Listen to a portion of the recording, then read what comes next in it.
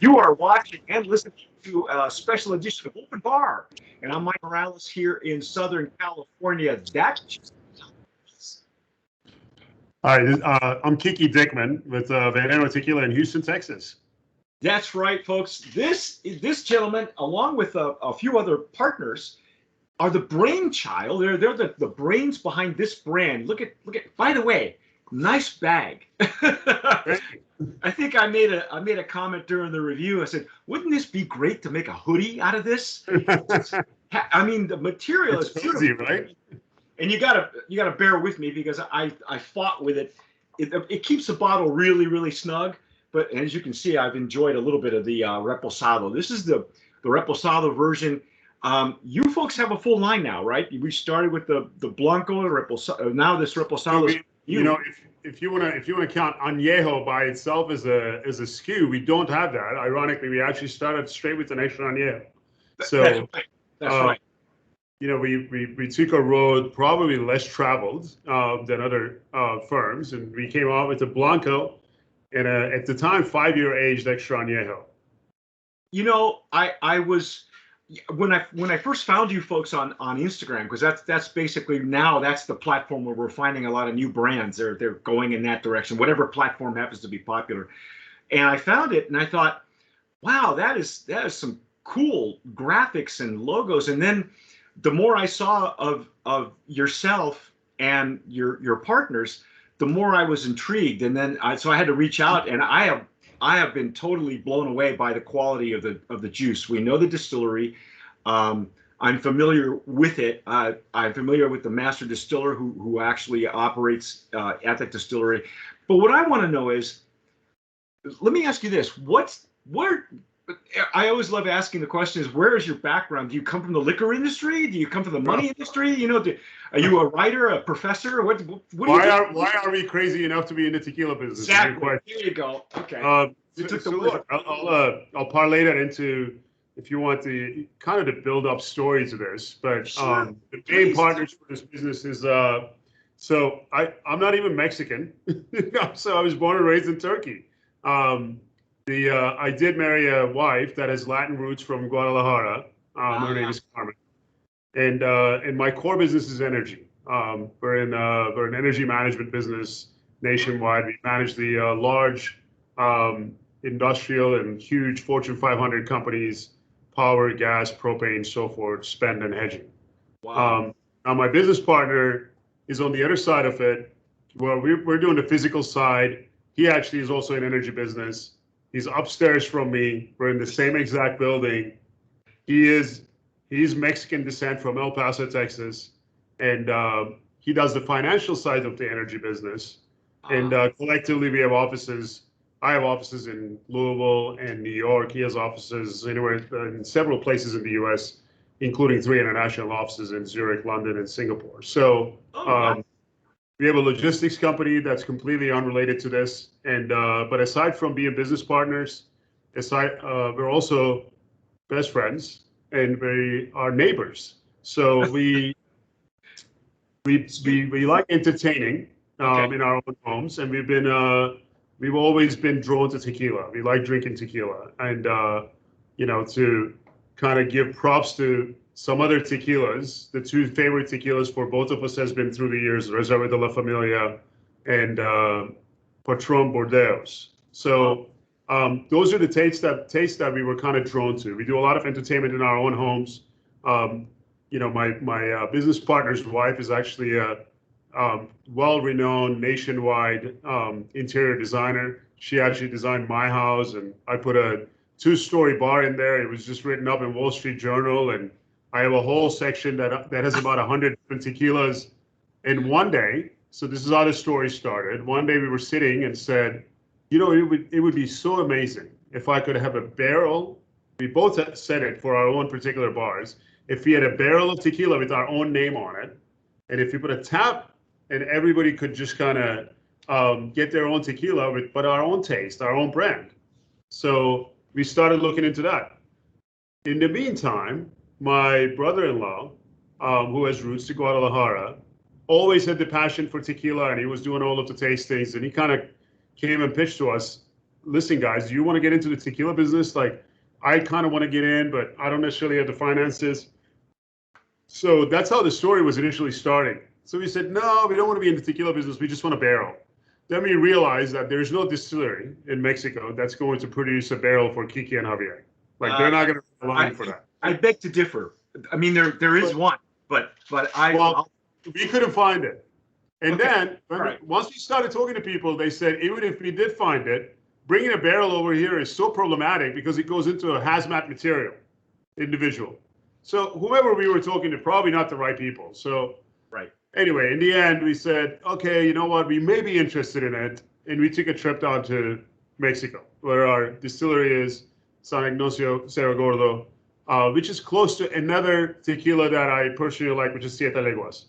Yes. So we went down there, and look, for anybody that has ever toured a distillery in Mexico, and I have done plenty of them, it's kind of like, I'll give you the example. As I said, I was born and raised in Turkey. If you ever go to Turkey, even if you don't want to buy a carpet, you'll end up buying one. Yeah, all right. Presentation, right? You go into this carpet store, and all of a sudden they're treating you really nice. They give you some hot tea. They give you a chair. They start rolling out the carpets and start telling you stories. And next thing you know, you end up buying the carpet. So the carpet salesman got tequila sales out basically over there. So, we started tasting it. We started touring the distillery. We were amazed with the process. We were equally amazed with the fact that it's single estate agave. I mean, they're taking their own product and they're bringing it in. So there was tons of authenticity to it. They had a great master distiller. He walked us through the entire process, and he said, "What do you guys want to do?" We said, "Well, until we came here, we just wanted a barrel, but now we kind of want tequila." And as we're sitting there, they're like, "Well, what would you guys name it?" And we said, "Well, in Mexico, if you do a shot of tequila, which is really rare, as you know, I mean, that's a sipping liquor over there." Yes, yes. The immediate response is puro veneno. So then I started thinking, any country you go in the world, there is actually a direct translation to the phrase, "What's your poison?" Oh, yeah. So I said, "Well, we want to name it Veneno." And he said immediately, he goes, "I don't think you're going to get that approved," which later on became a huge battle for us. So Veneno name is actually not approved in Mexico. So in Mexico, we're registered as Gran Veneno. Gran Veneno, really? So we came up with that, and then we were really amazed with the taste, and we actually followed it. Talking about Siete Leguas, we followed the evening or the day after, as if we didn't have enough tequila at the distillery. After we signed the contracts, we went to Siete Leguas. They have a nice hacienda there, and listened to mariachis for about 3 hours and celebrated our new venture. Yes. But then the real work begins, right? So you have to, now we realize that coming up with the taste is incredibly difficult, but going to market is a lot harder. So then the real work began. So my business partner and I are both members of an organization called YPO, Young Presidents Organization. It's got about 30,000 members nationwide. You have to be a certain size company, and you have to be the CEO of the company. So and you have to get an invitation. So that gives us an incredible network of friends that immediately got excited about the project as well. But we were very open with our friends. We basically said, there are, you look at the tequilas in the market, like the guys that started Cincoro are really good friends of ours. We actually talked to them, the owners of the Boston Celtics and so forth. We were kind of, going on this journey at the same time, just at different monetary backing levels, if you will, yes. Right? Los Lobos tequila comes out and you got LeBron James behind it. And it's really easy to market those things because all of a sudden the Republics and Glaciers of the world they're ordering 300,000 cases just because there's a celebrity behind it. Or 600,000 as the case may be, right? Yeah. So, Terramana comes into the market with $110 million behind it. We basically told our friends, we said, listen, we want to go the route of Tito's Vodka, which is a multi-billion-dollar company, 22 years in the making. Yes. 17, 18 initial years was literally knocking on doors in Austin and trying to get this product into the bars. And now I go to Osaka, Japan, and they have they have Tito's vodka, and it's mind blowing to me. So we said we want to own our market. We want it to be Houston. We want it to be a Texas owned brand, and we want to see what we can accomplish. So we tapped into our friends, and a lot of them got excited, and that includes the current Rockets general manager, the former president of the Houston Texans, and we even have 2-3 billionaires actually inside our pool that we raised a really little amount of money from them. So that's kind of the beginning of the journey. I mean, I can go on how we launched the product and everything, but I can hear myself talk, but I'd rather have you ask me a question. No, I'm fascinated because this is the story that people don't get. They see this on the shelf. This is what they see. But they don't know Veneno. Well, maybe the name doesn't match up with the product. But now that I get the backstory, it makes more sense. It was fun. It was just a fun thing. It was a fun project, absolutely. If you folks don't follow Veneno Tequila, look them up on Instagram. They have beautiful pictures. I mean, you guys are doing your models are dressed in white, and it's all very much a lifestyle look. You folks are based in Houston, so that's a lot of prosperity in Houston these days, and always has been. I did notice that there was one or two the people that were involved or that are involved in the brand. One, I guess I thought he was a minority owner of the Houston Texans. I thought, yes.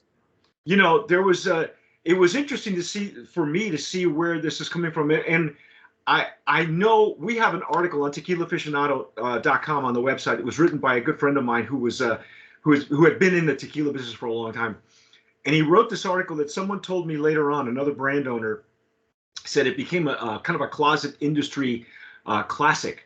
And what he did was basically he backtracked the numbers of what it takes to literally launch a brand properly. Okay. Because in the 22 years that we've done tastings and I've met people and interviewed people, I've seen brands come and go. I've seen guys, knocking on doors, the Tito's route. I've seen beautiful brands, falter, and for whatever reason, it's very rare you get a perfect storm. You get great juice, a great name, great marketing, and maybe the owners don't get along. Whatever it is. No, they're just like in every other business. Yeah, exactly. It is. But in the liquor business, it tends to be. I know people say that it's all the same, but really isn't. I don't see, and I don't feel that it is. I think the liquor business is really its own strange animal, and in particular tequila. So the article states that to launch a brand, you need $10 million. That's just to launch it properly with, and so it only makes sense when you see guys like The Rock or, they got to have a board of directors, and these are all their investors. These are people who have skin in the game because it's a risk. I mean, did you guys? Yeah, did you guys? I mean, I'd imagine now at least you had a decent cushion to propel this, but where do you see it going in the next 2 or 3 years? I mean, are you just strictly in Texas right now? Yeah, so we are well, slightly, and I'll touch on that. So let me tell you a couple of different things. When we were first launching this, I took a trip down to Puerto Rico and met with the president of Bacardi. Ah. Verbatim, what I was told is not to get into the liquor industry. And right. Verbatim, what I was told, nobody makes money until they sell to the big boys like the Diageos of the world and so forth, just because of the customer acquisition costs and the constant marketing costs. I mean, it's a marketing battle.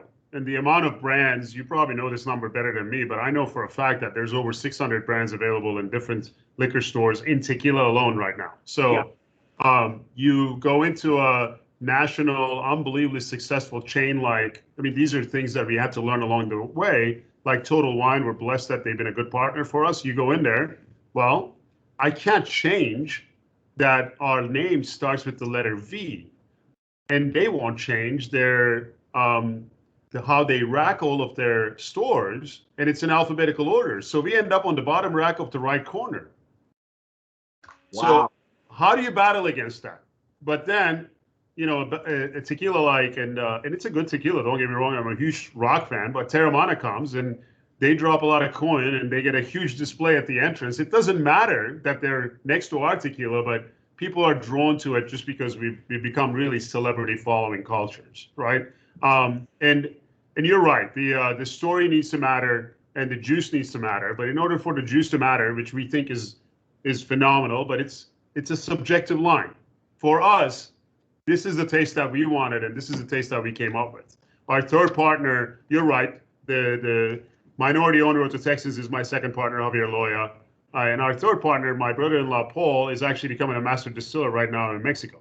So he's the one that's kind of helped us with all of this. But you're right, launching this product, first of all, to go to that, you mentioned the bag.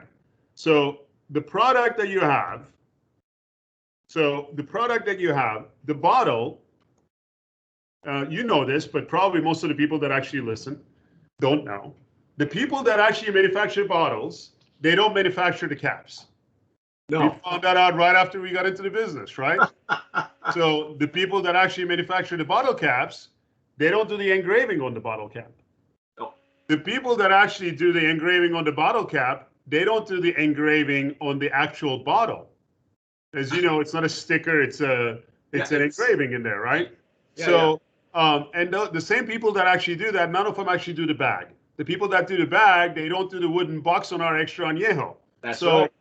To source all of these things and to kind of go with and we haven't done a good job in terms of advertising this piece of it, but try to make it a piece of the small businesses in the Mexican economy to source it from sustainable sources and actually get it to the marketplace.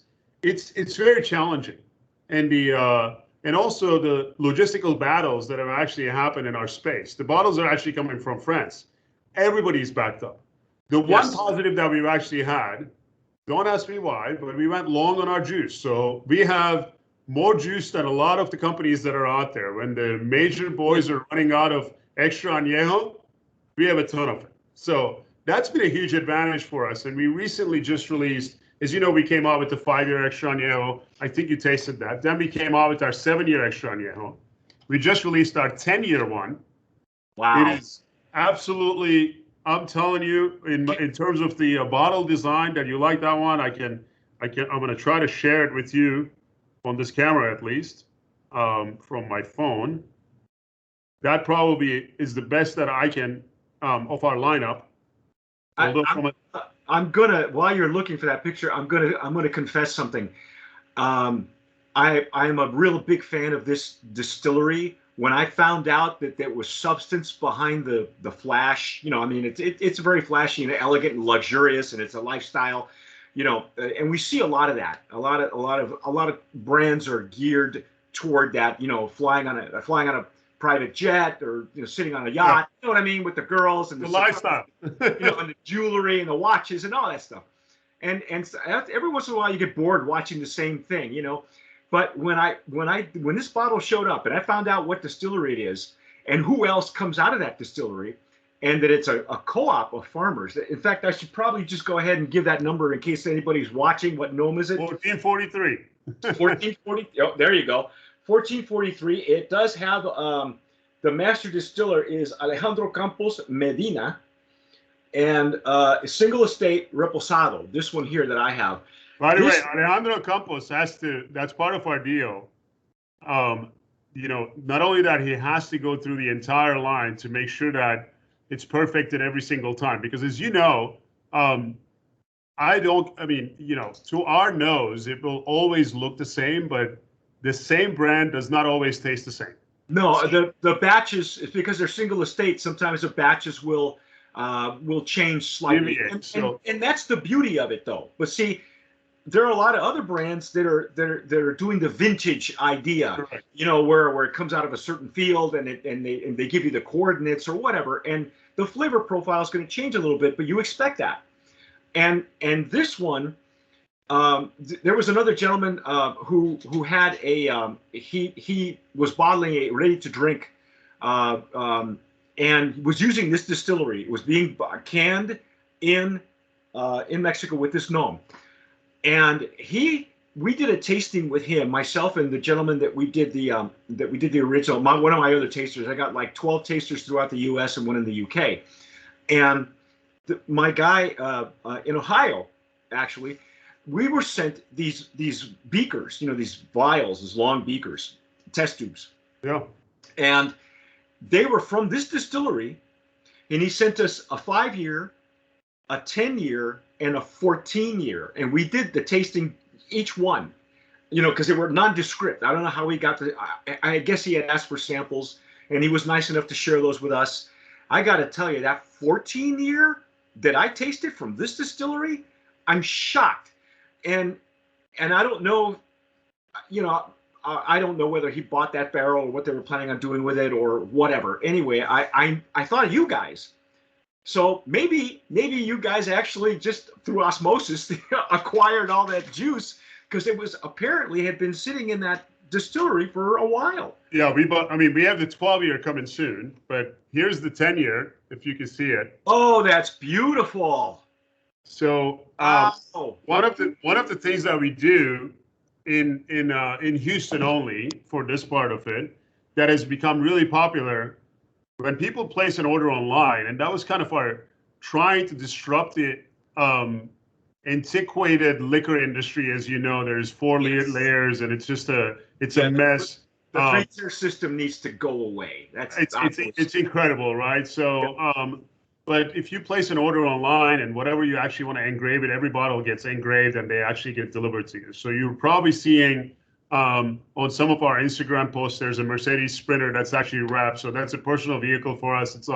It's our personal driver that goes and delivers it with, in some cases, a couple of good-looking girls or a couple of good-looking guys, and whatever may float their boat, right? So that's what I think. Yeah, didn't you guys have some?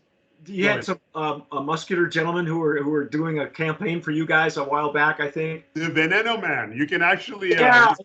He's got his own GIF now, so you can go to GIF and write Veneno, and you can use it as a sticker. Oh my God. So Mike, we did when we were launching this. We had 600 people that we invited to our party. We did a white party, which is something that me and my partner have done for many years, but now we're kind of doing it as the Veneno party. So we said, we need a character. So first of all, we need a theme, and then we need a character to actually match with it to get everybody excited that's going to come over. So the theme we came up with was, we did a dance-off between liquors. So, and the way that it worked is we had an entire stage set up. We had a legit Las Vegas ring announcer that actually came. Oh no! And we had professional dancers. They were costumed. So let's say that it was vodka versus tequila. So we basically had a luchador mask dancer that came and did a dance off against Russian with the big Russian fur hat, and they were doing their Russian dance moves. And we had the bourbon, and there was a cowgirl essentially with a tied up shirt and dancing to a cowboy song, and so it was a just big hit. And then in the end, to reveal it, we brought in the infamous Machete, Danny Trejo. Oh no way! So he came and we gave him a huge machete, and he macheted the initial bottle, and that's how we opened it and served it out at our party. So it was mind blowing to a lot of people, and he was super kind. We enjoyed meeting him, and I've heard he's a wonderful man. He's unbelievable. He does a lot of charity work in LA. He got his own taco stand. He does. He actually wanted to carry our tequila in his taco stand. He's like, this is perfect. He goes, I love the plume serpent. The logo, it kind of fits with all of the tattoos that I have. And he goes, I just want to carry this over here. But we initially wanted to do it in Houston. Very recently, we started going into other cities, El Paso, San Antonio, Dallas, and Austin. And then we just got approached by Old Town Tequila in California. Finally, yeah, Zach, excellent. So he wasn't carrying Veneno? He was not. So now Zach says, well, your online prices are really low. I want you to match those prices. And I said, I don't do that. That has nothing to do with me. You know this, the 3-tier system. you get the same exact price from the distributor, whatever markup you do. But, this is illegal. We can't touch it. So for now, where are you in SoCal, or is it a big secret? I am well in the San Gabriel Valley, which is a suburb of Los Angeles. I'm about in the old days. I was 40 minutes from LA, from Dodger Stadium. So I just found out that there's, ironically, 3 small liquor stores that just picked it up in San Diego. I don't know why. And then Total Wine just called us and said they want to carry it in California. Oh, excellent. And then so we'll see. That's kind of the expansion look, if you will. That's what it's looking like right now. What we want to become when we grow up is exactly what I told you. I mean, the own Houston, and then own Texas, and then let's see where life takes us, and let's hope that our pockets are deep enough to continue the expansion. Well, first of all, I got to say, I love the juice. Okay, like I said, the lifestyle image and all that it's fun. I get it. It's fun. It's luxury, but it's luxury fun. It's fun luxury. You know what I mean? It's not just the yacht, and it's not just the private jet. It's about having fun. I mean, this launch sounded wild. It was wild. I wish I'd have been invited. It would have been kind of fun to go there just to watch. If we knew you then, believe me, we would have invited you. Thankfully, I've been in this business doing this, the tastings and creating the content and educating the public. We've been doing this for this will be the beginning of our 23rd year doing it. That's incredible. We did it when all we had was audio, when all there was old podcasting, and there was less than 23 tequilas in the market then. Oh yeah, I have printed out, and I used to print out the gnome list, and it was just about really thin, and then they got bigger and bigger to the point where I couldn't print them out anymore because they started looking like phone books. Yeah, Mike, I'm not even 50 yet, right? So when I was in college, that it's not that long ago, right? No. Like 30 years ago, all we had was the yellow Jose Cuervo, right? And it was only a shot culture, and then all of a sudden Patron came with a cool-looking bottle, and oh my God, it's white! Like, what's going on here? Nobody even realized it, and if you think about it, I always tell everybody, like, the success that Patron had is so incredible. Because if you think about it, the bottle that they have is a bartender's nightmare. Yes. You can't put it in the well. It's so hard to grab it, but they killed it. Yep. And I think they were the starters of a big wave of tequila, and you'll appreciate the story. I was sitting in Aspen a couple of years ago, and at a restaurant that I always frequent, and the sommelier came over to me. You're a big skier, aren't you? You're a big skier. I love to ski, yes. That's what I thought, yeah. So he said, hey, Kiki, I need to talk to, I need to ask you for a favor. The family behind you wants to take a picture with you. But she's got a smirk on her face, and I go, why? She goes, they think you're Jean-Paul DeJoria. I said, well, slightly younger. Well, not quite as rich, but I also have a tequila. I did not have a ponytail. No ponytail. Oh, you look more like Jean-Paul DeJoria than I do. I do now, probably. So I said, I'll keep my age and I'll keep my look, but I'll take his wallet, and it's tequila. So we told them the story, and they took a picture with me anyway. They said, we just want to tag you. I said, okay. So that's it's an incredibly growing passion and you probably have this data more than we do, but I was amazed to find out that 52% of tequila drinkers are actually women. I was amazed to find out that it's the lowest calorie alcohol that you can actually get your hands out there. And I'm also still mesmerized, and hence the reason that we got the 7 and the 10 and the 12 is coming. There's an incredible movement towards a whiskey-like atmosphere where aged brands are actually becoming important. And what we did with our 7-year tequila and now the 10-year, the 7-year tequila is actually kept in a Chardonnay barrel for 6 years and 10 months. No kidding. And then we pulled it out. On the last 6 months, we rested in a Jack Daniel's barrel. So there is zero additives in any of the tequila products that we do. We will absolutely keep it that way. That's one thing that I have zero interest in, kind of being the Zima of tequilas, if you recall that drink back in the day. I remember Zima. So we want to look. We enjoy the drink, and that's the most important thing. Like that's our go-to drink. I've been ordering tequila wherever I go for many years, and we want to keep it true to the actual culture. And what a lot of people don't realize, in my opinion, is I was having sushi last night and having this conversation with someone. If you go to any country and their cuisine, their particular drink is made to enjoy with their cuisine. I mean, there is something so unique about it that all of the flavors actually kind of bring everything together. There's a reason that you enjoy sake with sushi, right? There's a reason that you do pisco sour with the tiraditos that you may have in Peru.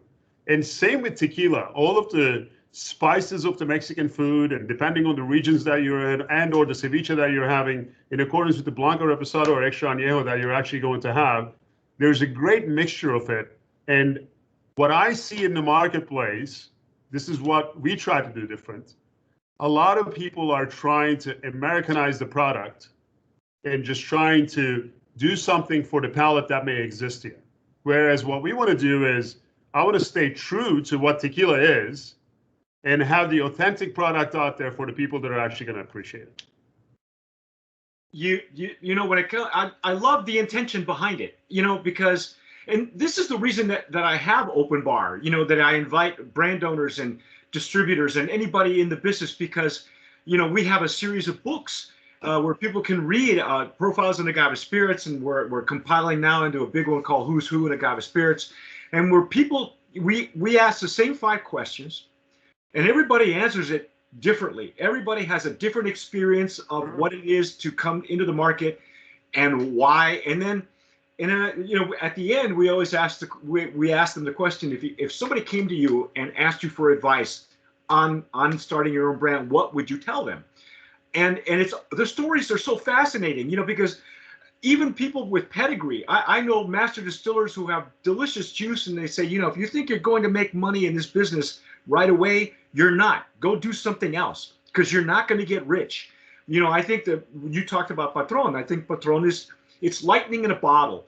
It probably will never happen again. You have brands now that are fronted by celebrities because they're easy to turn over. I mean, basically, I can't fault, Ken Austin and The Rock and their board of directors. They're diversifying his portfolio, because to me, the real asset isn't even the juice. It's The Rock's followers. It's the fan base. Of course. That's what happened with Clooney. I give people this example. When Herradura sold to Brown-Forman, it sold for $790 million. They got the distillery, they got the storage, they got the barrels, they got a way for them to sell their old barrels to each other. That's weird. But the family got to keep the hacienda. The hacienda is old. It's like 700 years old, thankfully. But Clooney comes out with a tequila that's we know it's made in a diffuser. And he sells his brand with maybe 2 other partners that we know of, right? The 3 main guys. And you probably know him. I don't know them. But anyway, he sells a bottle with a label for $1 billion. It's unbelievable. And there's nothing there. You know what I mean? It's that what you bought was Randy and George and I believe his name is Michael. And then you got their fan base. That's who you got. That's where the asset is. But that's what the society is now, right? I mean, there's a reason that people are glued to their TV just to want to see what the Kardashians are doing overnight, and it makes no sense. But that unfortunately is, we become a society that's so driven by social media, and that's why you're seeing I never thought that I would actually be in a business and I'm actually having a meeting with a social media coordinator and asking him how many followers we have. It makes no sense to me, but it is the road that everybody has to travel. It is the road that we have to do. And look, early on we toyed with the idea of raising the money at a much higher quadruple, and also partnering up with a celebrity. Here's what happens with that. First of all, you absolutely need to let go of some of the ideas that you have in your mind that includes authenticity and making sure that every single inch of that bottle is actually handmade. Now it's no longer a passion. Now it's a business transaction. So the juice doesn't matter, and that's something that mattered to us immensely because we initially got into this to have my own tequila that I enjoy drinking. So, you know, those things, and when we looked at it, the other thing about it is you have a guy like The Rock, he puts out one tweet and 2 million people look at it. And out of those 2 million people, the 200,000 of them in 48 continental states actually want to go and buy that product that day, you got to make sure that it's available in every corner. Because if it's not, on that first wave, if it's not available, it's exciting. If the second time it's not available, it's gone. Yeah. You'll never bring that interest back again. So it's a really risky proposition. You need tons of money for it. And for a business that, you know, you may have stories like the Casa Dragones did a great job. The Patron did a great job. I'm just talking from a financial transaction perspective. Mm-hmm. Obviously, Clooney did a great job. So all of those things, how repeatable are those scenarios? And do I really want to put that kind of money on something that I don't believe in or personally like as a product to see if it's actually going to turn into a business transaction? And for that, I have my day job. So, so basically, we're using our day job to sponsor our passion. Kiki, I love that intention. I love to hear that because, you know, on the surface, you know, if you scroll through Veneno's Instagram, you know, you've got the like I said, the beautiful women, and you've got the events, and you got if you scroll further and further back, you even get to the pictures of the initial launch, that white party, you know, and pictures of you and your partners, and it's all lovely, and that's why I'm pretty open-minded. I drink. Everybody solicits us. We solicit them. We drink all the agave spirits. We try them all out. I don't prejudge anything, even if it's got a celebrity on it. You know, show me the juice, because for me and my background, you know, when we come from judging, we don't see the bottle.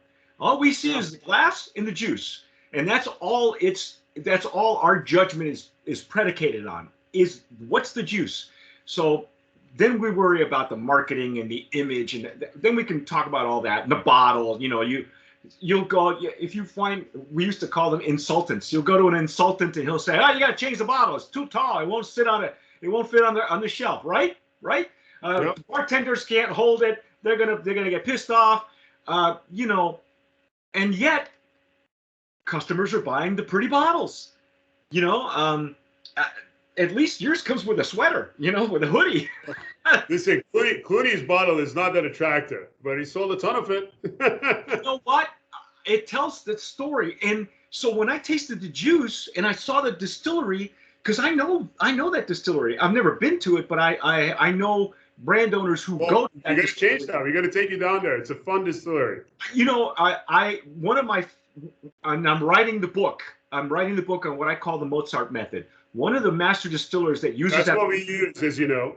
Yeah, right. We use the Mozart method. Leopoldo Solis, and I have met him personally. I spent an afternoon and an evening with him and the folks at Don Pilar, who come out of that distillery. Sure. And Don Pilar is an agave grower. Yeah. And it's like having a day with Gandhi. He is you know, he's a chemist, he's a scientist, but he came across as this spiritual being. And I've been in love with his technique and how it really does change the profile. It adds to it, and it's an intangible. And unless you've had enough tequilas out there from other areas, but then you get one made with that technique, you guys have something. I knew you had something. Mike, we can't. But you know, how many people know about the Mozart technique, right? I mean, I'm glad that you actually mentioned it. We put it out there. People just kind of stare at me like, "What is that?" Believe me, I am in this year. I will be finishing up. I have like 15 years of research. that I've been compiling, and I'm going to put it all together. And it's where I believe the magic happens. Some people believe it's in distillation. I believe it's in fermentation. I agree with you. And that's just my personal opinion, because I know master distillers who believe that distillation is the meaning of life. Very reputable distillers who I have known for years and have pedigree as well. And I believe that. I believe that what matters is the intention.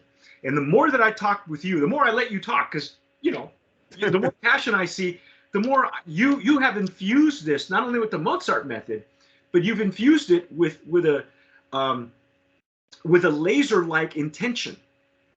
And that's what I appreciate. Everything else is just superfluous. Yeah, that I'm going to give credit to my brother-in-law, quite frankly, just because, he's the one that's the boots on the ground, if you will. He goes back and forth and tries to master this thing. And my partner and I have kind of been approvers of the taste, if you will, because we're just kind of going off of our own taste buds. But you're right, we have been methodical, just like I've been telling you about making sure that everything stays authentic and making sure that we're actually going through the processes and we're not putting any additives into it, because it's really turned into a zoo out there with the products. I mean, there's I have part of that zoo on my living room floor right now. You'd be surprised at all the stuff that we've had, and what can I tell you? Amazing tequilas in Mexico, as you know, that never even made it here. Yeah. That haven't come to the market. There's a tequila that's one of my personal favorites. I don't know if you've ever tasted it, Mi Tierra. Yeah, got Aztec silhouette in the bottle. It comes in a piña. Yes. Yeah, we tasted it. They sent it to us. It's beautiful, and they have a really decent distillery too. I have had it. I got the bottles here. As a matter of fact, they never made it to the U.S., and I think that it will blow away 90% of the products that's actually out there from a juice perspective. But again, you're going to get the people to actually taste it. And the other thing that's been happening with tequila industry, as you know it, first of all, the Blanco, personal opinion, you probably have research on this, but I would say maybe 1% of the consumers, probably less than that, are sipping drinkers of the Blanco, right? It's in margaritas and all sorts of mixed drinks. Primarily. I mean, when you look at the numbers, anywhere from 80% to whoever, depending on who you're reading, 85% of the tequila exported comes here into the U.S. And they're all trying to, they're all competing for shelf space. They're all trying to attract the American palate, which they know leans toward the sweet side. But here's what I believe, because we've been doing it. These are the trends that I see at Tequila Aficionado. I'm seeing more and more people becoming more and more educated. I'm sure you've witnessed that, or maybe the people on the ground. They're becoming, first of all, that additive thing has awakened some people. But the CRT will never kill that. That's just, it's allowed by the law. You have to understand that, folks. So do as much self-education as you possibly can. And when you do that, you run across more gems, like Mi Tierra, like Veneno, and that's where I think what happens is when consumers become more educated, they find their favorites and then they stick to that. And what we would like them to do, and what we do with our Brands of Promise every year, is to encourage people to, open up the palate, say yes to more, because there's more to Bordeaux, and there's more to Cazadores, and there's more to Don Julio. There's more than that. There's more than Tequila Ocho and Tapatio, and all those, those go-tos, okay? Because there's other gems out there, and you're missing it if you just stay with your, have your go-to on the shelf, but don't be afraid to go, get a tequila like 3030 or something. I'm just throwing out names, or Mi Tierra, for God's sake. I fell in love with that. Fortaleza. Yeah, but now people are, we knew. Now it's got a cult following, but. Right, he has a cult following. And I know Guillermo, and we were actually part of the first tasting of lot number 1 in the Cava before it had lights. So it was dark, and we had bats, and it was cold. We're outside of warmer. And so we were literally tasting this blind, and all they had was shot glasses. And even in a shot glass, we knew this was special. and it has finally grown, like you said, it's got a cult. But this has been going on for him for over 10 years, That's longer than most that. successful businesses. It Yeah. actually, people don't realize it, but I was with Vern Harnish is a big guy in the business industry, and he always says the company is always in the 20 years in the making. It just looks like an overnight success. Right, exactly. Well, thank you. We've had 20, this is beginning our 23rd year. I'm ready to, really push it out there. Kick it right now. Well, I was going to pull it down. Oh, I forgot. You guys have done our cover a couple of times, actually. Okay. This January 2021. If you haven't seen that, that is at the house. That is, paperback. I actually ordered it and I don't have it because I ordered those. I don't even get them for free. I have to order them from Amazon. And it's such a badass cover. I love it. It looks great. That picture with the snake is incredible. It has a snake coiled up at the very top of their tequila. It's coiled like this. It's so badass. And you had one of our covers last year as well. Correct. So, and that was the one I was going to pull down, and I just completely lost my train of thought. But anyway, I'm just excited that you're here and you're sharing the story, because more people need to hear that. When I appreciate the opportunity for the mic. I mean, this is how we get our passion out there. Well, yeah, and unless they're following you on Instagram, and you're busy. I mean, you're a busy guy. We had to make this appointment to meet up at your office and virtually for give me an hour, and so I think people need to see more of that, because I had a gentleman who's actually a catador that I know, a certified catador. I know 3 of them personally. And one of them said to me, when he was recounting the history, he said, Jose Cuervo was a real guy. He was a real person who was not afraid to put his name on a bottle of his juice. Sousa, not afraid to, was a real guy. He was 3 generations. If you don't believe me, talk to Guillermo. He'll tell you what his tartabuelo, used to do, and all that. They weren't afraid to put their name on the bottle, to put their name on the juice, and so it's rare now that you see spokespeople or people behind the brand really pushing it. And I know you're busy. Do you ever get a chance to just stop by a Total Wine and do a tasting with one of your tasters and just kind of just get a feel for the public? I do actually. Do you ever sneak in? It's like I'm blessed. I'm blessed. I have a Total Wine across the street from my office. Literally, I cannot miss it. So, so what have you noticed? What have you witnessed when you just kind of make an appearance and you just kind of show up and nobody knows who you are? So this is what I noticed. First of all, let me look at it from 2 different perspectives, right? As a consumer, I kind of look at people's behavior, and as a business owner, I kind of look at how these people are actually talking about it. One thing that's for sure is I don't care what brand it is for the people that are actually doing the tasting, they will never, ever come anywhere close to the passion that you can actually exude yourself. It's not theirs. And they're there to make an hourly wage, and they're usually through several marketing companies, and none of them really work for the brand. Because what they're doing is they're talking about my tequila one day, and the next day they're selling Bacardi on a corner, right? Exactly. It is what it is. So we've changed that slightly, at least in Houston. So our tasting crew are our employees. So that makes some difference, because they really kind of own the idea and own the brand. We've also, and I'm going to get back to Total Wine, but we've also done some cool things. There's a couple of cool nightclubs in Houston. One of them is called Clay. The other one is called Sakai. We've actually branded section within those nightclubs. Like there's a Veneno bar. Yeah. That's all they have from top to bottom, and they got a plumed serpent, big mirror in the back, and we've actually built the bar for them, and so that's actually gotten a good thing. So when I go to a place like Total Wine, at any given time, there's usually, depending on the size, Houston's a large city, so we have large Total Wines, right? There's 5 to 7 different tastings going, and I stop by every station, regardless of what spirit they're selling, and they're all trying to tell a story, because that's what's become popular. Right. And it's always about, ours is distilled 7 times, and ours is hemp vodka, or ours is diffused with this, and ours is diffused with that.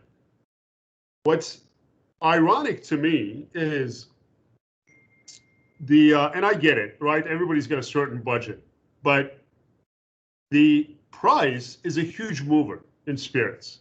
And people, if there's a special, if it's 2 for 1, or oh, it's $29.99 today, you get a $10 coupon or whatever, all of those things are moving the brand. We've not gone any of those routes. We don't have a cheap brand. We know that it's a premium brand, but we know that we put premium work in it. We know that we have to take everything handmade, and we're not going to do coupons. We're not going to do 2 for 1s. It is what it is, and buy it for the actual juice. Because what I'm seeing is, and it's kind of, I remember when I first came to this country many moons ago, I was 17 years old, coming from a European culture. I'm 13 years old. I enjoy drinking wine with my parents, and here it's 21 years old. And what I realized, the freshmen and the sophomores and the juniors in college, is alcohol had only a single purpose: to get really wasted. Yep. So when people go for $29.99, or I want a 2 for 1, or I want the $10 coupon, again, that mentality just kind of stays. So there's only a less percentage of people that are actually buying the product, whatever it may be, for the actual juice. There's a good following for bourbon drinkers that actually do that. They go for small batch bourbons. There's a good following for Scotch drinkers that are actually like, I'm really loyal to my Scotch. Right. Vodka never made that turn, in my opinion. Vodka has always been, whatever popular vodka is out there, I'm going to drink Belvedere or Tito's or Grey Goose. Like Tito's and Belvedere they're not even remotely close in taste. They're completely different vodkas. Tequila, I think we're probably another 5 to 10 years behind for the culture to get to that maturity level. So what I'm not seeing is what I want to tell you. What I'm not seeing is people actually making their pick based on the juice, but they're making a financial decision more often than not. Okay. And that's, I think it will change slowly. If I go onto, I don't do much social media. I post on Instagram once in a while. I have a Facebook account that's just kind of been sitting there. But what I do on there is I actually look at these tequila chatters. They're like different tequila group, Texas Tequila Group, and so forth. And I look at those numbers, they're constantly growing. So the amount of people that are actually passionate about this journey, like, oh, there's the Fortaleza Winter Blend that I have to get my hands on immediately. Has anybody seen this? Have you tasted this one? I just want to kind of do it. What are your tasting notes? Those are the people that I actually want to attract. This is it's not a product for the masses. It's a product for the select palate. Yeah, because like I said, we grew up with the internet and with social media. Now, our managing partner, Lisa Peach, she really exploded and expanded the reach for Tequila Aficionado, because she came from a social media background, but a publishing background. And so during the pandemic is when we launched this thing, the magazine, because I thought, during the last, when the bubble burst a while back, publishing companies all folded. Bon Appetit's gone, and all these tried and true magazines, it became that thin, and it was hard to find sponsors. And so anyway, I said, are you sure you want to do this? Because there's only been one tequila magazine ever. And I used to get that. I have actually 2 copies here, 2 of the same copies. And it only started in Mexico, and it was a bilingual, and it was a hard copy. You couldn't get it, digitally. So in the digital age, we've made it available to everybody. And you can buy it in hard copy, because what I wanted Instagram you can hold in your hand. Because, once you take those pictures, and you know what it's like to take those pictures and pay for those. And then once you scroll past it, it's gone. It's history. Unless you put it in something. I want to share something with you, Mike. It's though I read my paper still. You know what? That's okay though, but that's all right. But that's what I enjoy. I mean, I'm old school in that way, and there's something about flipping this page as opposed to going like this. Yeah, so. Even your Kindle sometimes when it'll have a noise like it's turning a page. When you kind of scroll through it like that. So I wanted to appeal to both ends of the spectrum, because what we're seeing is that the younger generation because the liquor companies know this, and I've told this to people already, and I'm going to do an Instagram live with a gentleman who's been begging me to be on with him on Monday night, actually, and I said to him, every 10 years there's a new generation of drinkers, and liquor companies know that, and they want to know. They're doing marketing studies, and they pay for this. They want to find out what appeals to this next up and coming generation, and when I started looking at what they consider influencers, that word just it's like nails to a chalkboard. Yes. When I see the newer crop coming up and how much more they care about what they're drinking and the juice and the additives and whatever else whatever the buzzword or the keyword, however you want to look at it, buzzword or keyword, whatever it is that strikes them, it's interesting to me to see where they're headed. And I think your timing with Veneno is maybe really good, because I'm seeing this younger generation not afraid to spend money. They're getting stuff, with the pandemic, everybody kind of turned around and pivoted, and now they're buying stuff online, and it turned out that everybody was drinking more expensive, and so it drove añejos to where you've heard, the extra añejos and añejos are a shortage, and then somebody says, well, yeah, wait till reposado becomes rare again, you can't get it. And so you guys may be on the cusp of good timing, because on the cusp. You're on the cusp. If you were 2 years earlier and went into the pandemic with some level of establishment, online sales would have been great for us. Yeah. But to launch and a month later the entire country shuts down was like, whoa, probably bad timing. Well, even if you look at The Rock, everything was predicated with The Rock's marketing thing was all about, he owned the Super Bowl that year, and he was going to come out with his movies and stuff, and then in March, boom, everything stopped, and the whole marketing thing had to pivot. Yeah. And he was fairly successful, I would say. But this, from what I see, and I lurk like you, I tell people I don't like posting on social media anymore very, very much. A lot of our stuff is automatic now due to what Lisa has put together for us. But every once in a while I'll post. I have a personal Instagram too, and I'll post stuff.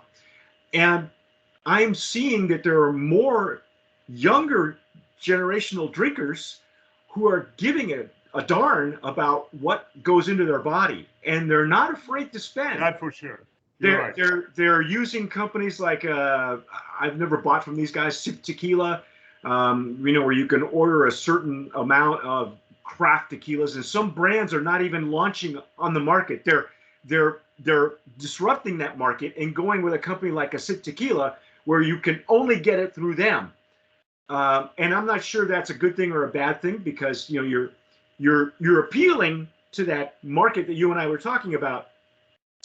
But like you said, maybe there are people in Houston that can't get your stuff unless they get it from these guys, or maybe you know what I mean.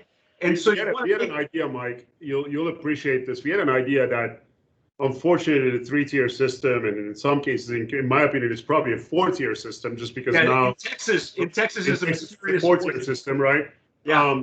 It didn't allow us to do, but the idea that we had was, when we looked at the millennials and the generation behind it, what we realized is that it's a completely different buying pattern. You and I grew up in a society where we wanted to own a home, right?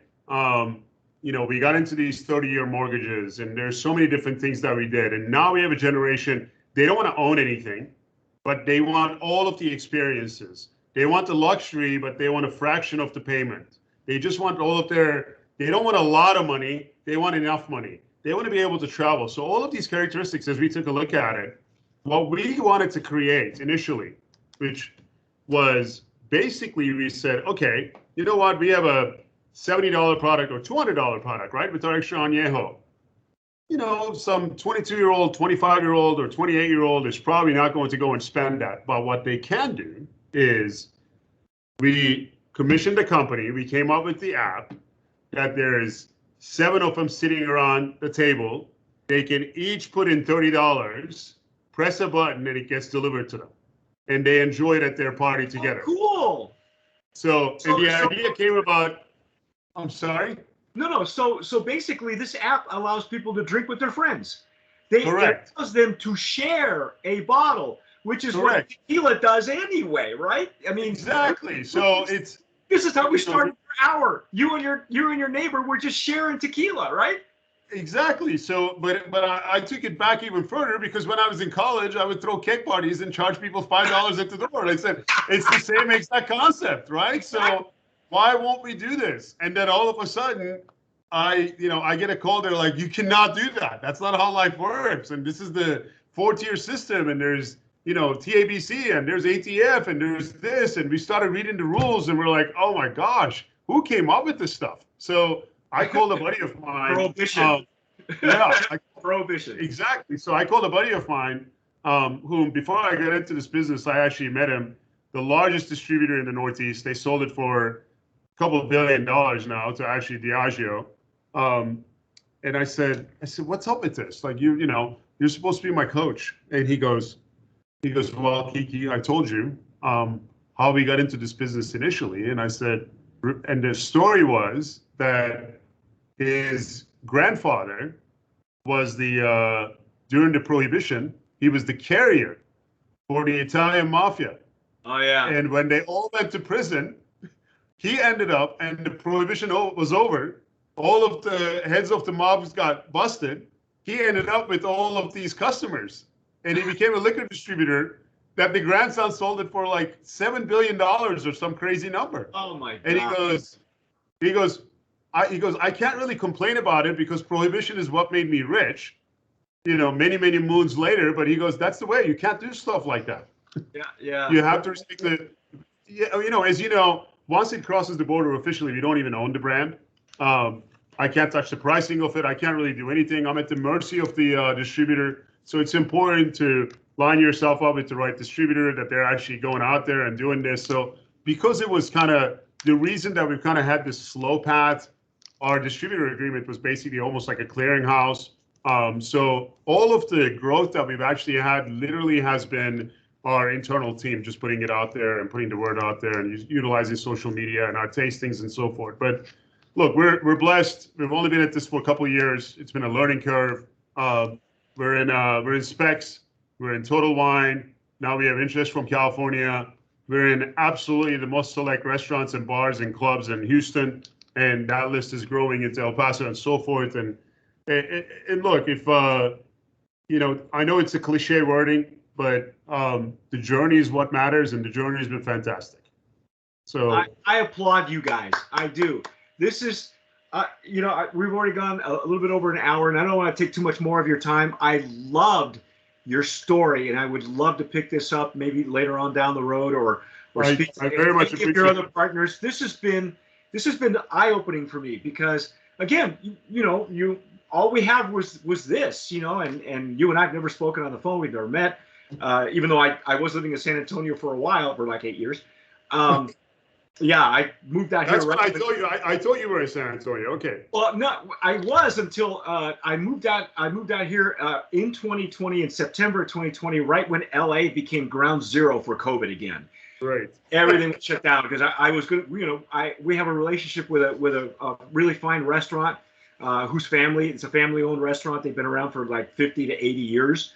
And we had done a couple of events with them, and they loved us. We brought our brands of promise, and we had a VIP section once a year in October, and he would do a beautiful tasting where his distributors would be on the outside of their huge patio, and then we got that little section there of his right next to the restaurant, and it's been fun, and we wanted to do that again. And then COVID. You saw what COVID did to everybody. So well, if I knew you, in a few years ago when I was in San Antonio, I did a tequila tasting dinner for my customers in San Antonio, and the big surprise that I had for them is this is right at the peak of Narcos when it first came out. Right. I came out and I said, all of you guys know you guys watched the Netflix series Narcos. Everybody's like, yeah, and I said, I'd like to introduce you to a personal friend of mine that can share some personal stories with you. And I introduced him to Javier Peña, the real one, not the actor. Oh, Oh, okay. So Wow. he's a friend, and he lives in San Antonio, and everybody was blown away. And then they all took pictures, and as a gift, we gave everybody a bottle with that picture printed on it. So they loved it, and they That's took it. wow. Holy cow. Well, I would have just showed up and taken pictures. That's what I If would have done. if you come back to San Antonio, let me know, and we'll do a dinner. Yeah, I hopefully I plan on doing some traveling this year if we can keep, this thing contained. To be seen. Yeah, I know, to be seen, to be determined. But Mike, I have a question before we log off for sure, you. Sure. Since you said you know Herradura and their story really well, you've been watching the show Monarca? Yes. Okay, so do you believe that it's loosely based on the Herradura family?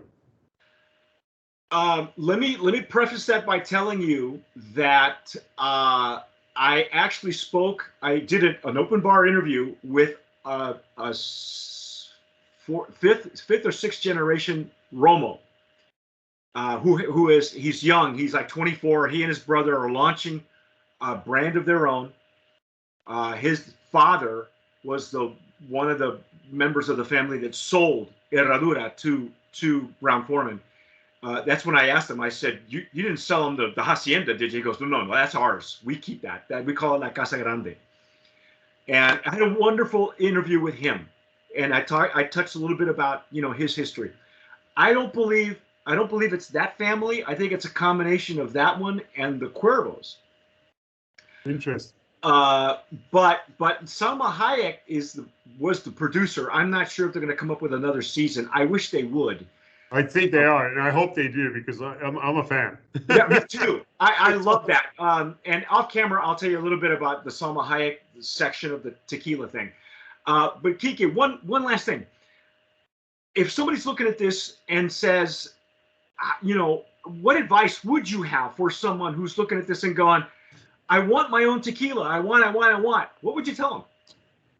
I mean, look, I think I felt like you prefaced it already that you've asked a lot of people, and a lot of people seem to say, do not get into this business, right? And look, that's the advice that I got from a lot of people as well. It's an absolutely tough business. It's almost an impossible cash flow positive business, really. The light at the end of the tunnel is a potential exit. I mean, that's where you would make your money, and it depends on how much patience and how much cash you have in your pocket to go there. It's kind of like I'll kind of give you this example because it's a popular subject these days. Everybody seems to be getting into crypto trading. Yeah. I tell everyone, and people ask me, and I have money in crypto as well, and people ask me, should I get into it? I go, two things. One, don't get into anything you don't know.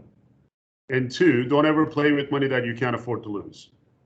So, I like playing blackjack too, but I don't take my savings there. I take enough money with me that I'm okay with losing all of it because the entertainment value will be enough. So that's my thing about tequila. I mean, if somebody's got the funds for it and they're unbelievably passionate about it, get into it. But also, including us, from a financial perspective, I don't know if there is such a thing, but probably there is such a thing that it may be a little too late just because of the amount of convolution in the marketplace. There's just way too many brands out there. And right now, it's the right now product. Vodka was the right now product for a while.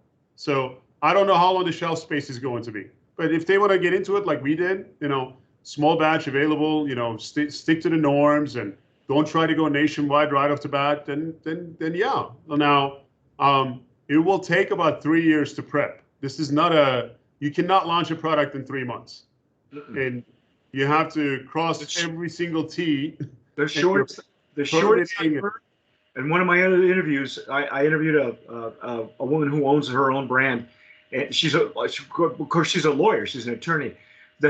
She said it took her 20 months from conception to getting it done and that's pretty quick. That's the fastest I've ever heard. Because, like you said, the norm from 2 to 5 years. We had some bankers that we were on the phone with. They were basically talking to us about, look, we have some people that may be interested in acquiring a brand and so forth. And they said, what do you think about it? I said, look, there's three ways of getting into the tequila business. You either start from ground zero, and it will take you minimum of 3 years, in my opinion. 20 months is unbelievable. Yeah. 3 years for now, for sure, even with that lady, just because of the logistical nightmares that are happening. And that's if you can get your hands on even the agave, right? And the juice and the supply. That's the first part of it. You go, that's option one. Option three is you go for some really established brand and you take it because you're a billionaire and it doesn't really matter to you. And option two is you kind of look like this mid-level, small, a little better than a startup, already launched the product, but doesn't necessarily have the market share. If you put some cash behind it, it can probably be a meaningful company. You look at brands like us and you get in. In my opinion, the middle one, the option three, is probably the best, just because if you go with option two, the established company, then there's nowhere but to go anymore. If you go with option one, you're going to dump a bunch of money and not really get that far. So, and option four is don't get into it. Yeah. You're exactly correct. That's there you go. That advice from Kiki Dikmen, and he is again the brand owner and partner with several other folks of Veneno Tequila. Now, if you folks have seen this in Texas, if you're watching this, go find it. Hopefully, you'll be able to specs Total Wine online as well. And it's worth every penny. Okay, we said that in our reviews. I'll continue to say that. If you want to learn more about it, you can find them in our magazine as well. They've been very nice to Tequila Aficionado. We love these guys. We love the juice. There's substance. And now that I've met you, or at least we've met virtually, I understand that there's the passion and the intention behind it. And there's a reason why people like me tell potential brand owners, don't get into it. We don't need another tequila.